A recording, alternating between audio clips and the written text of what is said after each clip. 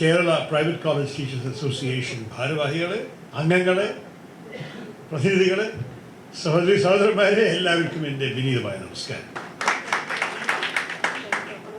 നമ്മൾ ശരിക്കും ഒരു നല്ല മുഹൂർത്തത്തിലാണ് കൂടുന്നത്. നമുക്കറിയാം, 2 വർഷം മുമ്പ് കേരള നിയമസഭാ തെരഞ്ഞെടുപ്പ് വന്നപ്പോൾ നമ്മൾ വിദ്യാഭ്യാസ മേഖല, പ്രത്യേകിച്ച് ഹയർ എഡ്യൂക്കേഷൻ മേഖലയെ ഒരു വിഷയമുണ്ടാക്കാൻ ശ്രമിച്ചു. എനിക്ക് ഈ പ്രകടന പത്രികയുടെ ചുമതല തന്നപ്പോൾ ഞാനായിരുന്നു മാനിഫെസ്റ്റോ കമ്മിറ്റി ചെയർമാനായിട്ട് കുറച്ച് ഓടി നടന്ന പലവരോടും കോൺസൾട്ടേഷൻസ് നടത്തി എല്ലാവരുടെയും അഭിപ്രായം കേട്ടപ്പോൾ UDF മാനിഫെസ്റ്റോയിൽ ഞങ്ങൾ പ്രപ്പോസ് ചെയ്തത് ഒരു ഐഡിയ ആയിരുന്നു, to create a Kerala higher education reforms commission. ഞങ്ങളുടെ കോൺസെപ്റ്റിൽ ഇത് വെറും എഡ്യൂക്കേഷനിസ്റ്റ് മാത്രമല്ല, പക്ഷേ നമുക്ക് എല്ലാ വിധത്തിലും എന്താണ്, what is ailing our higher education, what are the changes needed കണ്ടുപിടിക്കാൻ വേണ്ടി ഇതിൽ മറ്റേ stakeholders, administrators, student representatives and potential employers എല്ലാവരും ഉൾപ്പെടുത്തിയിട്ട് ഒരു പുതിയ ഹയർ എഡ്യൂക്കേഷൻ റിഫോംസ് കമ്മീഷൻ കൊണ്ടുവരുന്ന ആഗ്രഹിച്ചപ്പോൾ ഞങ്ങൾ ഇലക്ഷൻ തോറ്റു, ഐഡിയ ആർക്കും മുന്നോട്ട് കൊണ്ടുപോകാൻ സാധിച്ചില്ല. പക്ഷേ ഈ ആരോ LDFിൽ ഈ നമ്മുടെ പ്രകടന പത്രിക വായിച്ച് പഠിച്ചു എന്ന് ഞാൻ മനസ്സിലാക്കി. കാരണം അവർ ജയിച്ച ശേഷം അവരെന്നെ ഒരു Kerala higher education reforms commission പ്രഖ്യാപിച്ചു. അതിൽ അൺഫോർച്ചുനേറ്റ്ലി എഡ്യൂക്കേഷനിസ്റ്റ് മാത്രമേ ഉണ്ടായിരുന്നുള്ളൂ. അവരുടെ റിപ്പോർട്ട് കഴിഞ്ഞ ഒക്ടോബറിൽ, അവർ 22 ഒക്ടോബറിൽ ഇറക്കി. അത് കോവിഡ് സമയത്ത് ആരെയൊക്കെ കാണാൻ സാധിച്ചു, ആരുടെ അഭിപ്രായങ്ങൾ എടുത്തും കറിയില്ല. എൻ്റെ ഒപ്പം സംസാരിക്കാൻ ഒരു തവണ അവർ ശ്രമിച്ചു. ലോക്ക്ഡൗൺ സമയമായിരുന്നു, നമ്മൾക്ക് ഡേറ്റ് ഒരുമിച്ച് ഫിക്സ് ചെയ്ത് അയച്ചിട്ട് സൂമിൽ ചെയ്തിട്ട് ചോദിച്ചു. ഞാൻ ശരി പറഞ്ഞു, അവർ അതും ചെയ്തില്ല. അവസാനത്തിൽ എൻ്റെ അഭിപ്രായങ്ങൾ ചോദിക്കാനും സംസാരിക്കാൻ അവസരം കിട്ടിയില്ല. പോട്ടെ, ഞാൻ വെറും ഒരു വ്യക്തിയാണ്. പക്ഷെ അവസാനത്തിൽ ഈ റിപ്പോർട്ട് വന്ന ശേഷം ആരാ കണ്ടിരിക്കണം, ആരാ വായിച്ചിരിക്കണം, എന്തൊക്കെയാണ് തീരുമാനങ്ങൾ സർക്കാർ എടുത്തിരിക്കണമെന്ന് ആർക്കും ഒരു പിടുത്തുമില്ല. ഒരു പ്രഖ്യാപനം വന്നിട്ടില്ല സർക്കാരിൻ്റെ സൈഡിൽ നിന്ന്. ഞാൻ മന്ത്രി ബിന്ദുവിനെ ഒരു രീതിയിൽ കണ്ടപ്പോൾ ഞാൻ ചോദിച്ചു, നിങ്ങൾ ഇതിനെപ്പറ്റി വല്ലതും ചെയ്യുന്നുണ്ടോ, എന്തായിരിക്കും നിങ്ങൾ നിയമസഭയിൽ ഒരു പ്രസൻറ്റേഷൻ ഒക്കെ ചെയ്യാൻ ഉദ്ദേശിച്ചു? ഇല്ലെങ്കിൽ ആവശ്യമൊക്കെ ഞങ്ങൾ നടപ്പിലാക്കി കഴിഞ്ഞു പറഞ്ഞു. അപ്പോൾ ആ സ്ഥിതിയിൽ എന്തൊക്കെയാണ് നടപ്പിലാക്കിയത്, എന്താണ് ആവശ്യമുള്ളത്, എന്താണ് ആവശ്യമില്ലാത്തതെന്ന് പറയാൻ കുറച്ച് ബുദ്ധിമുട്ടുണ്ട്. അതാണ് ഇപ്പോഴത്തെ സ്ഥിതി. അതിൻ്റെ അർത്ഥം നമുക്ക് തോന്നുന്നു ഇനിയും ഭാവിയിൽ അങ്ങനെ ഒരു റിഫോംസ് കൊണ്ടുവരാനുള്ള ആവശ്യമുണ്ടാവും. പക്ഷേ ഈ വരാൻ പോകുന്ന ലോക്സഭാ തെരഞ്ഞെടുപ്പിൽ കേരളമല്ല, നാഷണൽ എഡ്യൂക്കേഷൻ പോളിസിയെക്കുറിച്ച് മാത്രമേ ശരിക്കും നമ്മൾക്ക് ചർച്ച ചെയ്യാനൊരു അവസരം ഉണ്ടാവുള്ളൂ. അതും കൂടി വലിയൊരു വിവാദം നിറഞ്ഞൊരു ചർച്ചയല്ല നടക്കുന്നത്. എല്ലാവർക്കും ഒരു തോന്നലുണ്ടായിരുന്നു, our higher education nationally is over-regulated and anything that introduces more flexibility into higher education should be welcomed. അപ്പം ഞാൻ തന്നെ പിന്നെ അവരുടെ എഡ്യൂക്കേഷൻ പോളിസിയിൽ ഞാൻ വലിയ കുറ്റം കാണുന്നില്ല. ചില വിഷയങ്ങളുണ്ട്, പ്രത്യേകിച്ച് ഹൈസ്കൂൾ എഡ്യൂക്കേഷൻ്റെ അവർ ചില പ്രിസ്ക്രിപ്ഷൻസിൽ അവരെല്ലാം ചിന്തിച്ചിട്ടില്ല. പ്രധാനമന്ത്രി പ്രഭാഷണത്തിൽ പറയുന്നു, I want schools where both music and mathematics will be available. ശരി, നല്ല തന്നെ. പക്ഷേ മാത്തമാറ്റിക്സ് പഠിപ്പിക്കാൻ നമുക്ക് മാത്തമാറ്റിക്സ് ടീച്ചർ ഉണ്ടാവാം. മ്യൂസിക് പഠിപ്പിക്കണം എന്നുണ്ടെങ്കിൽ നമുക്ക് 3-4 വേറെ മ്യൂസിക് ടീച്ചേഴ്സ് ഉണ്ടാകണം, ഓരോരോ കൈൻഡ്സ് ഓഫ് മ്യൂസിക്കിന്. നമുക്ക് മ്യൂസിക്കിന് പ്രാക്ടീസ് ചെയ്യാൻ റൂം വേണം. ചിലപ്പോൾ for some kinds of music equipment വേണ്ടി വരും. അതിനൊക്കെ കാശ് കൊടുക്കേണ്ട കേന്ദ്രം ഒരു വാക്കില്ല അതിനെക്കുറിച്ച്. പിന്നെ ആരാണ് കൊടുക്കാൻ പോകുന്നത്? പേരൻസ് തന്നെയാണോ? അപ്പം അങ്ങനെയാണെങ്കിൽ are you not making education something that will only be available to the privileged? അപ്പോൾ ഇതെല്ലാം ചിന്തിക്കാതെ ചില ഐഡിയാസ് അവർ പ്രഖ്യാപിച്ചിട്ടുണ്ട്. പക്ഷേ യൂണിവേഴ്സിറ്റി ലെവലിൽ anything that reduces the impact of regulation on universities is to be welcomed. Because ശരിക്കും പറയുകയാണ്, we are the only country where even today in the 21st century you have a body like the UGC that tells universities what to teach, where to teach, how many acres of campus they need, how many classrooms of what size, how many teachers, what syllabus. It's ridiculous. ഇത് ലോകത്തിൽ എവിടെയും കാണാത്ത ഒരു രീതിയാണ് നമ്മൾ ഇന്ത്യയിൽ ഇപ്പോൾ കൂടി. പണ്ട് കാലത്തെ 18-ാം നൂറ്റാണ്ടോ 19-ാമത്തെ നൂറ്റാണ്ടത്തെ ബ്രിട്ടീഷ് സിസ്റ്റമിനെ നമ്മളിവിടെ കൊണ്ടുവന്നിരിക്കുന്നത്. ഈ UGC എന്നെ ഒരു ബ്രിട്ടീഷ് ഇൻവെൻഷൻ ആയിരുന്നു. പക്ഷേ ബ്രിട്ടൻ തന്നെ ഉപേക്ഷിച്ച് കഴിഞ്ഞു. UGC ഇല്ല ഇപ്പോൾ ബ്രിട്ടനിൽ. അവർ യൂണിവേഴ്സിറ്റീസിന് കുറച്ചും കൂടി സ്വാതന്ത്ര്യം കൊടുത്ത സമയത്ത് നമ്മൾ അൺഫോർച്ചുനേറ്റ്ലി നമ്മുടെ രാജ്യത്തിൽ we went the other way. ഇപ്പോൾ നാഷണൽ എഡ്യൂക്കേഷൻ പോളിസിയിൽ ഒരു മാറ്റം കൊണ്ടുവരുന്നത് കണ്ടപ്പോൾ I think one should welcome it, but we have to see how it works. ഇതുവരെ എല്ലാത്തിനും പൂർണ്ണ ഇംപ്ലിമെൻറ്റേഷൻ ആയിട്ടില്ല. ഞങ്ങൾ ആദ്യം പേടിച്ചത് കുറച്ച് അവരൊരു സാഫ്രണൈസിങ്ങിൻ്റെ ഇടയിൽ കിടക്കും, എല്ലാറ്റിലും അവരെ അവരുടെ ഹിന്ദു രാഷ്ട്ര കോൺസെപ്റ്റിനെ ഇൻജക്റ്റ് ചെയ്യുമെന്ന് വിചാരിച്ചു. അതിൻ്റെ ഒരു അടയാളം നമ്മൾ കാണാനില്ല NEP. നേരത്തെ ഡ്രാഫ്റ്റിൽ അവർ ഹിന്ദു കമ്പൽസറി ആക്കണതും ചില ഏൻഷ്യൻറ്റ് ഇന്ത്യൻ സയൻസസിനൊക്കെ നിർബന്ധിക്കണമെന്നൊക്കെ പറഞ്ഞിട്ട് ചില കാര്യങ്ങൾ ഉണ്ടായിരുന്നു ഏർലി ഡ്രാഫ്റ്റ്സിൽ. പക്ഷേ കുറേ വർഷങ്ങളായി ഉണ്ടായിരുന്ന മന്ത്രി ശ്രീ പോഖ്രിയാൽ നിഷാങ്ക് എന്ന് പറഞ്ഞ ഒരു എഴുത്തുകാരൻ കൂടിയാണ്. അദ്ദേഹം എല്ലാവരെയും കൺസൾട്ട് ചെയ്യാൻ തയ്യാറായിരുന്നു. എൻ്റെ ഒപ്പം തന്നെ ഒരു 2 തവണ 1 മണിക്കൂറിനേക്കാൾ കൂടുതൽ സമയം ഇരുന്നിട്ടാണ് എൻ്റെ അഭിപ്രായം എൻ്റെ ഒബ്ജെക്ഷൻസും കേട്ടിട്ട് ഞാൻ ഒബ്ജക്റ്റ് ചെയ്തതെല്ലാം അദ്ദേഹത്തിൻ്റെ ഡ്രാഫ്റ്റ് മാറ്റിയെന്ന് എനിക്ക് പറയാനുള്ള സാധ്യതയുണ്ട്. അപ്പോൾ I am fairly impressed with the national policy. പക്ഷേ ഓഫ് കോഴ്സ് എപ്പോഴും ഇംഗ്ലീഷുകാർ പറയില്ലേ, the proof of the pudding is in the eating. എങ്ങനെ ഇത് നടപ്പിലാക്കും, what is going to be the implementation of these ideas, അത് കണ്ടിട്ടേ നമുക്ക് ശരിക്ക് ഇതിനെക്കുറിച്ചൊരു ഫൈനൽ ജഡ്ജ്മെൻറ്റ് ചെയ്യാൻ സാധിക്കും. പക്ഷേ ഞാൻ പറഞ്ഞ പോലെ ഈ വിഷയം വിദ്യാഭ്യാസ മേഖല വരാൻ പോകുന്ന ലോക്സഭാ തെരഞ്ഞെടുപ്പിൽ വലിയൊരു വിഷയമാവുമെന്ന് എനിക്ക് തോന്നുന്നില്ല. നേരെ മറിച്ച് 2026 നമ്മുടെ നിയമസഭയിൽ കേരളത്തിൽ മത്സരിക്കാനുള്ള സമയം വരുമ്പോൾ നിങ്ങളുടെ വിഷയങ്ങൾ നമ്മുടെ ഒരു കടമയാണ്, അതിനെ സീരിയസ് ആയി എടുക്കണം. You have real challenges. Arunkumar ചൂണ്ടിക്കാണിച്ച പോലെ പല നിങ്ങൾക്ക് കിട്ടാനുള്ള അനുകൂലങ്ങൾ കിട്ടിയിട്ടില്ല. കേന്ദ്രം പേ കമ്മീഷൻ അനൗൺസ് ചെയ്യുന്നു, നിങ്ങൾക്ക് അതിന് ബെനിഫിറ്റ് വരുന്നില്ല. കേന്ദ്രം ജേർണൽസ് അലവൻസ് കൂട്ടുമ്പോൾ ഒരു കാലത്ത് നിങ്ങൾക്ക് ഒന്നും കിട്ടിയില്ല. ഞാൻ ഇടപെട്ടു എന്നിട്ട് ഒരു നിർബന്ധം വന്നിട്ട് ഒരു വിഷയമുണ്ടായിരുന്നത് കേന്ദ്രം ചിലതിന് കാശ് കൊടുക്കാൻ തയ്യാറായിരുന്നു, സംസ്ഥാന സർക്കാർ കൊടുക്കാൻ തയ്യാറായിരുന്നില്ല. അതിലാണ്. പക്ഷെ അവസാനത്തിൽ as far as I understand, please correct me Arun Kumar if I am wrong, you are getting some DA but lower than the Kendram has suggested. Alle? You are getting something much lower. You are getting 17%, whereas Delhi has gone up to 50%. Adale? Adu endu kittitilla. After 19 you don't have. Adu COVID inde peril avaru pala karyangal nirthittundav. Adu resume cheyidilla alle. അപ്പോൾ ഇതൊക്കെ ശരിക്കും അനാവശ്യമാണ്. എനിക്ക് ഒരു സംശയമില്ല, നമ്മളുടെ ഈ കേരളത്തിന് വേണ്ടി നമ്മൾ വാദിക്കേണ്ടതെന്നൊക്കെ സംസ്ഥാന സർക്കാർ ചോദിക്കുമ്പോൾ there is a counter question to ask. ഇത് കേരളത്തിന് വേണ്ടിയിട്ടാണോ അത് കേരള സർക്കാരിൻ്റെ കഴിവില്ലായ ചൂണ്ടിക്കാണിച്ചിട്ടാണോ നിങ്ങൾ പ്രവർത്തിക്കേണ്ടത്? ബിക്കോസ് when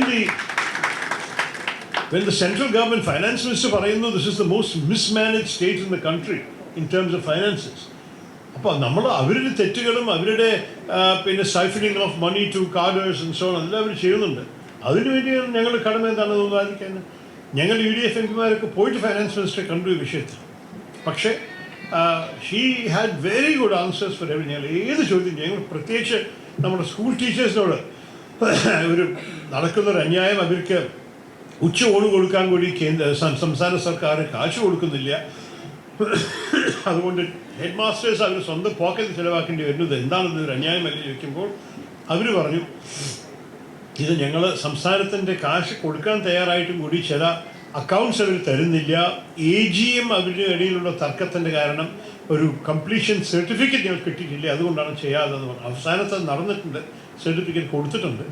പക്ഷേ എനിക്കൊരു പ്രത്യേകിച്ച് നാണക്കേട് തോന്നിയത് 3 ആഴ്ച മുമ്പ് നിങ്ങൾക്ക് ഓർമ്മയുണ്ടാകും, ഒരു ഹൈക്കോടതി കേസിൽ ഈ സർക്കാർ പോയിട്ട് നമ്മുടെ കേരള ഹൈക്കോടതിയിൽ പറയാൻ തോന്നിയല്ലോ ഈ ഒരു പാവപ്പെട്ട 76 വയസ്സായ വിധവയ്ക്ക് പെൻഷന് കൊടുക്കാൻ അവർക്ക് കാശില്ല എന്ന് പറയുന്നത്. ആ ഒരേ സമയത്ത് അവരുടെ കേരള യാത്ര നടക്കുകയായിരുന്നു ലക്ഷറി ബസ്സിലും. മന്ത്രിമാരൊക്കെ ആ ബസ്സിൽ കയറി സുഖമായി എല്ലാ 3 നേരം ഊണും 5 സ്റ്റാർ ഹോട്ടലിൽ താമസമൊക്കെ നടക്കുന്ന സമയത്താണ് ഈ പാവപ്പെട്ട വിധവ ഒരു 2 മന്ത്രിയുടെ ഒരു ലഞ്ചിൻ്റെ വിലയായിരിക്കും അവരുടെ പെൻഷൻ, അതുകൊണ്ട് കൊടുത്തില്ല. അപ്പം അങ്ങനെ മിസ്മാനേജ് ചെയ്യുന്ന ഒരു സർക്കാരിനെ നമ്മൾക്ക് ഡിഫെൻഡ് ചെയ്യാനാവില്ല എന്ന് നമ്മൾ തന്നെ പറയുന്നുണ്ട്. എന്തായാലും അത് പോട്ടെ, അത് വിഷയം വേറെ. പക്ഷെ ഞാൻ പറഞ്ഞത് അങ്ങനെ മിസ്മാനേജ് ചെയ്യുന്ന സ്ഥിതിയിൽ നിങ്ങൾക്ക് കിട്ടാനുള്ള ആനുകൂല്യങ്ങൾ നിങ്ങൾ തരുന്നില്ല എന്ന് കേൾക്കുമ്പോൾ അത് it is not because of the centre, I think it is because of the state government. അപ്പോൾ നമുക്ക് 2026 ഇങ്ങനെയുള്ള വിഷയങ്ങളൊക്കെ ഏറ്റെടുത്ത് ചൂണ്ടിക്കാണിച്ചിട്ടാണ് കേരളത്തിൽ മാറ്റം കൊണ്ടുവരാൻ വേണ്ടി will have to really make a serious effort to put education centre stage. ഞാൻ അരുൺകുമാർ പറഞ്ഞ ഒന്ന് രണ്ട് കാര്യങ്ങളെക്കുറിച്ച് ശ്രദ്ധയോടെ കേട്ടു, പ്രത്യേകിച്ച് this question of quality of education. നിങ്ങൾക്കറിയാം ഈ വിഷയം ഒന്നാളും കൂടി ഒരു വിവാദമായി. when a senior official of the education department said the same thing. ഇത് കഴിവില്ലാത്ത കുട്ടികൾക്ക് 99% മാർക്ക് കൊടുത്തിട്ട് നിങ്ങൾ പാസ്സാക്കിയ ശേഷം ഞങ്ങൾ എന്താ ചെയ്യണമെന്ന് ചോദിച്ചപ്പോൾ അദ്ദേഹത്തെ സസ്പെൻഡ് ചെയ്യുക, ട്രാൻസ്ഫർ ചെയ്യുന്നത് ചെയ്തത്. അവർക്ക് സത്യത്തിനെ ഒളിക്കാൻ വലിയ കഴിവുള്ള ഒരു സർക്കാരാണ്. അപ്പോൾ പക്ഷേ സത്യത്തെ ഫേസ് ചെയ്യാൻ അവർക്കാവുന്നില്ല. This is a problem. ഞാൻ ഒരു കാര്യം ഡൽഹിയിൽ കണ്ടിരിക്കുന്നത് നമ്മളെല്ലാവർക്കും നാണക്കേട് ചെയ്യുന്ന ഒരു കാര്യമാണ്.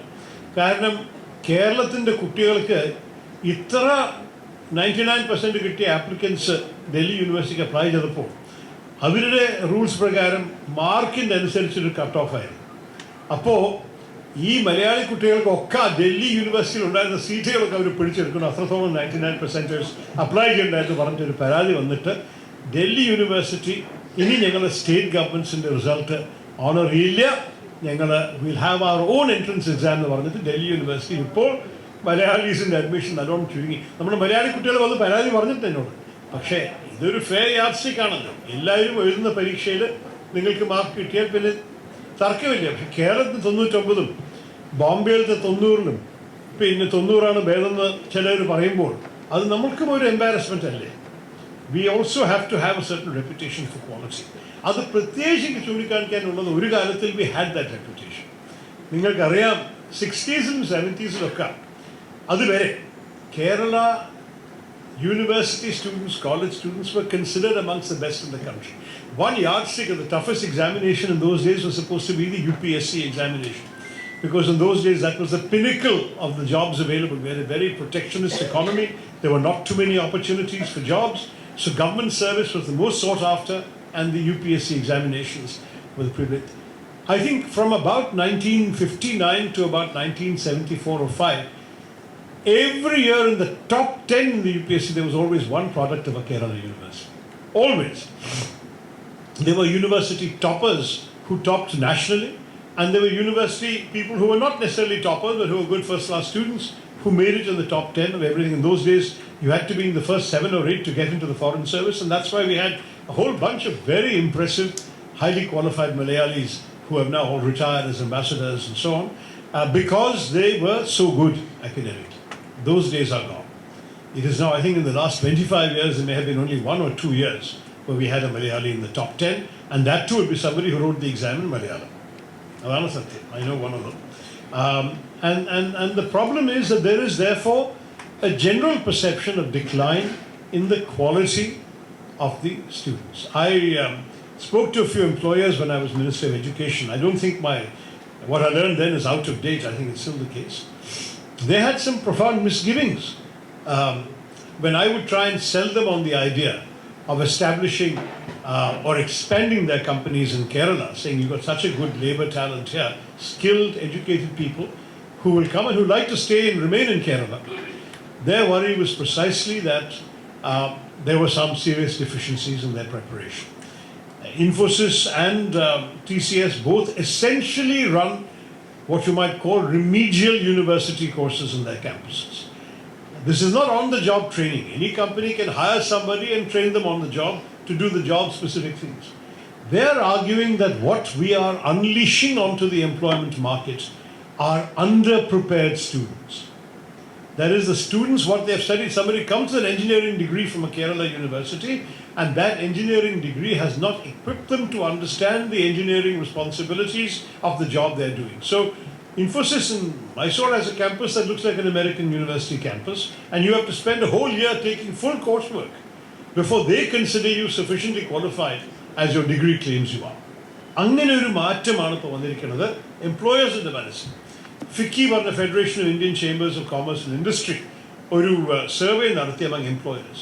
Do you know that 82% of Indian employers said that they were not satisfied with the quality of job applicants? 82% of job applicants coming to their companies. That's a really alarming statistic. And the organization that I founded and led for a while, the All India Professionals Congress, the Kerala chapter did a survey. അവർ കേരളത്തിൻ്റെ engineering ഗ്രാജുവേറ്റ്സോട് ചോദിച്ചു അവരുടെ അനുഭവം എന്താണത് graduation ചെയ്ത ശേഷം. 66% ഇപ്പോൾ ചെയ്യുന്ന തൊഴിൽ നിലവിലുള്ള ജോലികൾ are jobs that do not or did not require an engineering degree. അപ്പോൾ അവർ പഠിച്ചതെല്ലാം വേസ്റ്റായി. അവർ എഞ്ചിനീയറിംഗ് പഠിച്ചു, എഞ്ചിനീയർ ആയി അമ്മയും അച്ഛനെ സന്തോഷിപ്പിക്കാൻ ചെയ്തിട്ടുണ്ടാവും. പക്ഷെ അവരിപ്പോൾ നിലവിൽ ചെയ്യുന്ന ജോലിയിൽ എഞ്ചിനീയറിംഗ് ഡിഗ്രി ആവശ്യമേ ഇല്ല. കാരണം അത് അവരുടെ ക്വാളിഫിക്കേഷൻസ് ഒരു എഞ്ചിനീയറിംഗ് ജോലി ചെയ്യാൻ കൊള്ളില്ല. അതാണ് ഈ ലോകത്തിന് ഇപ്പോഴത്തെ യാഥാർത്ഥ്യം. ഞാൻ ആദ്യം ഞാൻ 1.5 വർഷമേ മന്ത്രി ആയിരുന്നല്ലോ എഡ്യൂക്കേഷനിൽ. പക്ഷെ ഞാൻ കയറിയ ഉടനെ ഒരു കാറ്റക്കിസം ഉണ്ടാകും ഞങ്ങളുടെ. എന്തായിരുന്നു അത്? 3 E's: equity, expansion, equity and excellence. Idea ആയിരുന്നു എക്സ്പാൻഷൻ ചെയ്യണം. കാരണം നമ്മൾ 1947 ഭരണത്തിൽ വരുമ്പോൾ we only had 16% literacy in the country. There were 30 universities, about 300 colleges. It was a very, very undereducated population. അപ്പോൾ expansion was very important. Expand the universities in such a way that there will be more opportunities for traditionally excluded sections of society. Women, for example. You know that when the British left, the literacy rate of women in India was 8.8%. 8.8%. അപ്പോൾ ഒരു 13 സ്ത്രീകളെ ഒരു മുറിയിൽ ഇരുന്നാലും 12 ആൾക്കാർക്ക് എഴുതാനും വായിക്കാനും അറിയാത്ത സ്ഥിതിയായിരുന്നു. So we've come a long way since then. Tribals, same thing. Dalits, same thing. Underserved areas, same thing. Some minorities, same thing. അപ്പോൾ ഇതെല്ലാം നോക്കുമ്പോൾ expansion was successful. We have dramatically expanded. I don't have the latest numbers, so I won't try any numbers on you, but it's dramatic expansion. Second, equity. Equity was this question of ensuring that everyone had equal and fair access. We've ensured that, plus we've also got some reservations into universities and colleges. The third element, which was more aspirational, was excellence. That was the third E. And I myself said that the problem is that very few Indian institutions truly achieve excellence, and very few institutions that have achieved excellence, and the famous ones are the IITs and IIMs and so on, they are islands of excellence floating in a sea of mediocrity. അതും ഒരു ചാലഞ്ചാണ് ഞങ്ങൾ. കാരണം if the general impression by employers in India or by universities abroad is that the average Indian applicant is mediocre and only a handful are excellent, that does not serve us well. അപ്പോൾ അതായത് third. ഞാൻ അതിൽ ഈ കാറ്റഗറിയിൽ ഒരു 4th E add ചെയ്തു. അത് എൻ്റെ ഒരു കോൺട്രിബ്യൂഷൻ ആണ് for the mantra that has been since recited for the last 10 years. I'm the one who brought it in. That E was employability. And the reason I did that was because of the mismatch that I described to you between what children are learning in college and university and what the employers and the workforce want.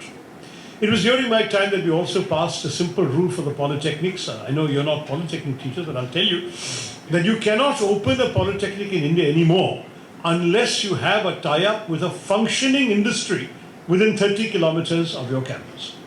Other logic in that, our polytechnic, you're churning out people for the real world. But if you are teaching in a polytechnic out of date textbooks and is unrelated to any real production experience, what is the point? I can tell you that even the so-called professional institutions, institutes of mass communication, are very popular these days. They've grown dramatically in the last 15-20 years. I remember when Madhubhumi decided to start a television channel, they invited me to inaugurate it, and I went and took a tour of the premises. What was absolutely startling was the following. I saw 2 young kids in this very impressive high-tech studio with banks of screens and everything, and they were sitting at the controls. So I said, what did you study? And they said, Institute of Mass Communication, we study television production. I said, congratulations. I said, this must be all easy for you then because you studied this already. They both said, no sir, we saw none of this there. The equipment that we were trained on is a generation earlier than this. We had to learn everything from scratch after coming here. That's the challenge. That's why I said, if you are going to now train people professionally, you have to connect them to a functioning industry today. And that is now part of our national approach. Now, there has always been a philosophical disagreement about this. Many of you are familiar with the whole question of the idea of a university, propounded by Cardinal Newman in the 1850s. You must have all heard of that. There was a famous theory. He basically said that the purpose of a university is the refinement of the mind, and that just as a farm cultivates crops, a university cultivates minds. That's what the exercise is, and this became the purest notion of the idea of a university. In the 20th century, it began to come under challenge, somewhat later in our country, but elsewhere, saying, is that enough? Are you not producing ivory tower intellectuals? Don't you need to connect them much more to real society and to real work opportunities? Those were the days when most people at university were either going to be clergymen, that is, they were going to go into the church, or they were already landed gentry, very affluent. They didn't need to make a living, so they could afford the sort of the refinement of the intellect as a preoccupation. Whereas, in fact, subsequently, we have now universalized education, rightly so, and a lot of people are coming in who want a university degree as a qualification for a better job. But then the tension comes up. At which point does employability take priority over learning, over true education? By that logic, for example, can you junk all the English literature courses and replace them with communicative English to serve call center employees of the future? Adu madhiyo? Obviously not. But I mean, the question is, where do you draw the line? Where, for that matter, if you want to talk politically for a minute, do you want to rewrite history in order to teach your version of it? So you have textbooks in some states in this country, I won't name them, where the Mughals don't exist. They've been completely eliminated from the history courses. And all you learn about is the heroic Hindu warriors before and during and after, but not about the Mughal emperors themselves. Now, once you find that you're trying to tailor all of this, you see the limitations of the more utilitarian approach. നമുക്ക് ചോദിക്കാനൊരു ചോദ്യമാണ്. നമ്മൾ ശരി വെറും refinement of the mind പോരാ, ഒരു social purpose വേണം. അത് മാത്രമല്ല, നമുക്ക് എംപ്ലോയബിലിറ്റിയും ഒരു അത്യാവശ്യ കാര്യമാണ്. ജനങ്ങൾക്ക് യൂണിവേഴ്സിറ്റിയിൽ ഇറങ്ങിയ ശേഷം ജോലി എടുക്കണം, ശമ്പളം കിട്ടണം, ഒരു കുടുംബത്തിന് നോക്കണം, അതെല്ലാം ആവശ്യമാണ്. പക്ഷേ you have to strike a balance between the intellectual pursuits that a university is uniquely accomplished to achieve and the demands of society and the pressures of the real world. And this is where academic freedom comes in. I personally think that we should leave it to the universities to find their own balance between these things. I would love to see more autonomous colleges and more truly autonomous universities. And yes, we should have an accreditation body that makes sure that we don't completely allow totally fake or spurious institutions to flourish and dupe our young people. But otherwise, I am all in favor of letting universities compete with each other through their offerings. One university gets a reputation for unusual courses, fine. Those who want that will go there. Another university has a reputation for being so employment focused that all the placement comes and gets 100% jobs for the children, then people who only want that will go there. Let the reputations come, let the marketplace in a sense decide, which is something that I know is not a very welcome idea in Kerala, but we have to think in those terms today. I am not suggesting that we should reduce university education, college education to a process of generating people for jobs alone. അതല്ല എൻ്റെ ഉദ്ദേശം. അത് ഞാൻ ഒരിക്കലും അങ്ങനെ, ഞാൻ തന്നെ എനിക്ക് പരീക്ഷ എഴുതാൻ ഭയങ്കര കഴിവായിരുന്നു. So I came first in every exam from the age of 6 onwards. So I have, ഞാൻ പിന്നെ അതല്ല, അതുകൊണ്ടല്ല ഞാൻ പറയുന്നത്. പക്ഷെ ഞാൻ സയൻസിൽ ഫസ്റ്റായി വന്നിട്ടും കൂടി ഞാൻ ഹ്യൂമാനിറ്റീസ് എടുക്കാൻ തീരുമാനിച്ചു 9ാം ക്ലാസ്സിൽ. എൻ്റെ അച്ഛനും അമ്മയും സ്കൂളിലേക്ക് വിളിച്ചു, പ്രിൻസിപ്പളും ടീച്ചർമാർ, എന്താണ് ഈ ഞങ്ങളുടെ ബെസ്റ്റ് സയൻസ് സ്റ്റുഡൻറ്റ് ഹ്യൂമാനിറ്റീസ് എടുക്കാൻ ആഗ്രഹിക്കണം ചോദിച്ചപ്പോൾ വലിയൊരു വിഷയമായി. അച്ഛനമ്മയും എല്ലാ മലയാളി അച്ഛനമ്മമാരെ പോലെ they wanted me to be a doctor or an engineer. എന്താ നീ ചെയ്യണം ചോദിച്ചപ്പോൾ എനിക്ക് തീരെ താല്പര്യമില്ല, I don't enjoy the subject. But I don't talk nonsense, you've come first throughout. But you asked me the day after the exam, I've forgotten everything I've studied for it. I just know how to study for exams. അതാണ് എൻ്റെ കഴിവ്. പക്ഷെ അതിന് അർത്ഥമല്ല ഞാൻ ഈ സബ്ജക്റ്റിനെ കുറിച്ചൊരു master തോന്നുന്നു. നേരെ മറിച്ച് നിങ്ങൾ ഹിസ്റ്ററിയോ ലിറ്ററേച്ചറിനെ കുറിച്ച് ചോദിച്ചാൽ I have read beyond the syllabus, beyond what was taught in the classroom. And my parents in those days, my father had the breadth of mind to understand that and to support me and let me go ahead and do my subject. And similarly, I got the highest marks in the state, which also happened to be the highest marks in India when I left school. And I ended up choosing history. And said, what are you going to do with history? There are no jobs available for studying history. I said, that's what interests me, I want to study that. St. Stephen's College in Delhi was so shocked to get my application. They never had somebody with such marks applying for history that I became the only student admitted without an interview. And I have no regrets. I studied history. Again, I topped the university when I left. I had been the university topper. But my parents said, please, at least take the IIM exam. And those days there were 2 IIMs, Calcutta and Ahmedabad. I wrote both the exams. I came first in one, second in the other. I don't know what went wrong. But I turned them both down to go off and do a PhD in America on international politics and international relations. And I was blessed that I had parents who allowed me to follow my bliss. I always say to parents, when I address them in convocations and gatherings, please do not use your children to fulfill your dreams. Let them lead their own life. They are the ones who are going to wake up in the morning and go to work every day. Let them do what they want to do. And if I'm talking to teachers as I am now, my advice to teachers is, for God's sake, don't teach your students what to think. Teach them how to think. That is the only skill that matters in the 21st century. The days when we used to give them well-filled minds is totally, totally gone. I can recite large lines of Shakespeare and various literary allusions from the Bible to the classics, but what's the use? Somebody else may not remember all those things, but with one look at their mobile phone, they can find the same quote. I may remember mathematical formulae or historical dates. 2 clicks of the mouse on a computer, they can get the answer.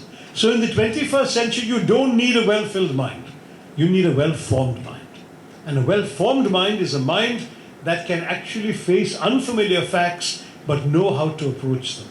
And you all have the capacity to create well-formed minds by encouraging your students to think for themselves.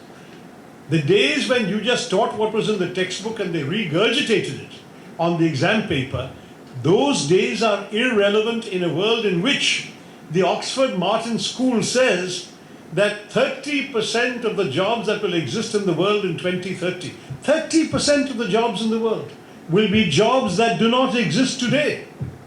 So how can you teach them for a job that doesn't exist? There is no textbook written for a job that doesn't exist. The job is about to be invented, but with the rapid, dizzying pace of technological change, you can be sure that many jobs we're taking for granted today will no longer be there in the world of work in the 6 years between now and 2030. That's how rapidly change is coming. I've seen this in our own country as a policymaker. We used to be the world leader in something called medical transcription, where American doctors would dictate their notes, zing it over the internet, and a bright young Indian student with some medical knowledge, paramedical knowledge, would type up the notes while the American doctor was sleeping, zing it back at the end of the day. The next morning, the American doctor comes to work, all his notes are there.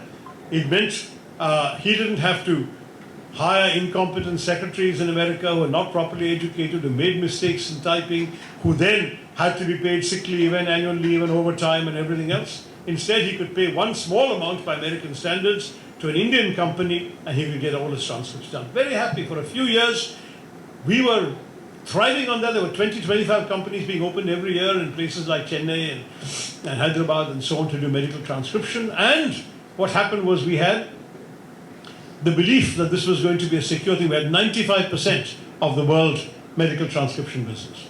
What happened? They invented artificial intelligence-powered sound recognition, voice recognition software. And that was the end of this. Because now an American doctor could buy software once, didn't have to pay any Indian company. And with that software on his computer, he could speak into his computer and see the words appearing before him on a screen. And because it's artificial intelligence enabled, it would be self-correcting. So if the American doctor's accent didn't quite, many of the doctors are Indians, of course. The accent didn't quite conform to what was in the original software. What would happen would be that the software would learn a couple of times when he corrected it on screen, and the third time, software would not make the same mistake. End of story, the business collapsed. So we have Indians who graduated in the first decade of the 21st century expecting to have careers in using modern technology who've lost those careers because technology has evolved beyond them. This is the kind of thing that you all have to be preparing your children for, your students for. You are unleashing them on a world in which many, many things they took for granted will cease to be relevant.